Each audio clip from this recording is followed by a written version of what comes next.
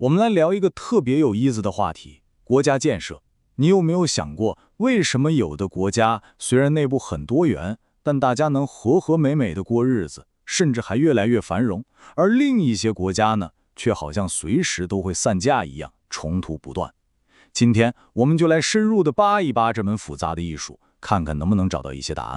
你看，亚伯拉罕·林肯在100多年前说的这句话，到今天听起来还是那么有分量。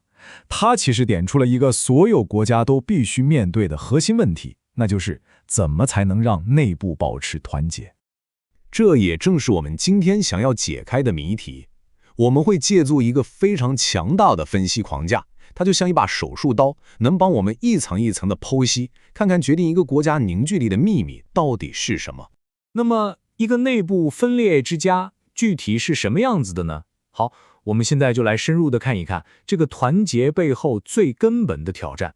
想要搞明白到底是什么在决定一个国家的命运，咱们来看两个对比特别鲜明的例子。一边是瑞士，你看它有4种官方语言，文化非常多元，但一直以来都和平又繁荣。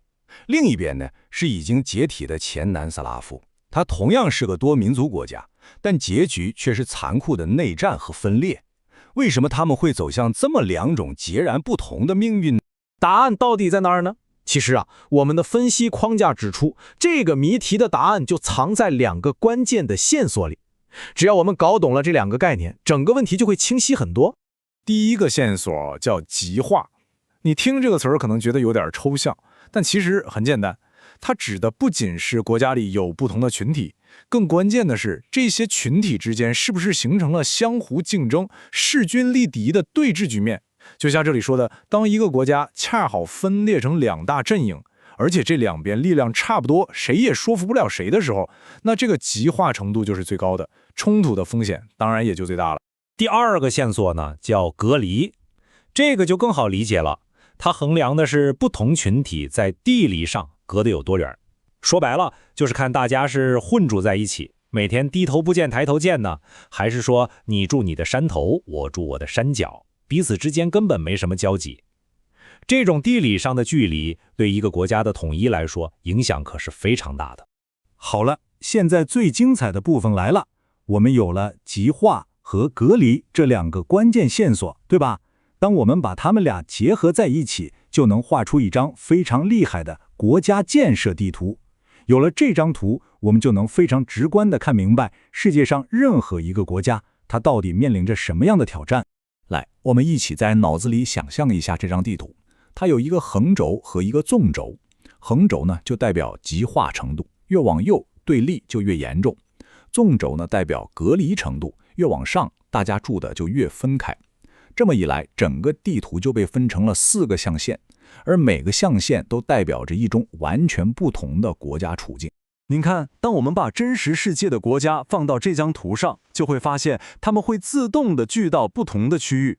比如说，左下角就是低极化、低隔离的地方，这些国家社会就比较同质化；而右上角呢，高极化、高隔离，说明这个国家内部存在着深刻的而且按地域划分的裂痕。每个区域都对应着一种独特的挑战。但这张图最牛的地方还不是用来诊断问题，它最厉害的是，它还是一份路线图。它能告诉我们，根据一个国家在地图上的具体位置，有几条不同的路可以通往稳定和团结。所以说，它其实也是一份方案指南。所以说，关键就在这儿了，你得先搞清楚自己国家在这张地图上的起点是哪儿，才能找到最适合自己的那条路。原材料呢，就为我们总结出了3条核心的路径，或者说是3种核心策略，分别是单一制、大熔炉，还有联邦制。我们来一个个看，它们分别适合什么样的情况。首先是单一制策略，这条路适合那些在地图左下角的国家，也就是极化和隔离程度都比较低的。对他们来说，目标就是通过统一的教育、语言和文化来打造一个强大的、统一的国家认同感。不过这里面有个风险，就是如果没有民主制度来制衡，这种策略就很容易变成一种强制性的同化，去压迫少数群体。好，第2条路，大熔炉策略。这种策略是给谁准备的呢？是给那些极化程度很高，但不同群体又都混聚在一起的国家。对他们来说，关键就不是要抹去差异，而是要通过强调大家共同的价值观、共同的公民身份，来超越群体之间的对立，创造一个更大的我们。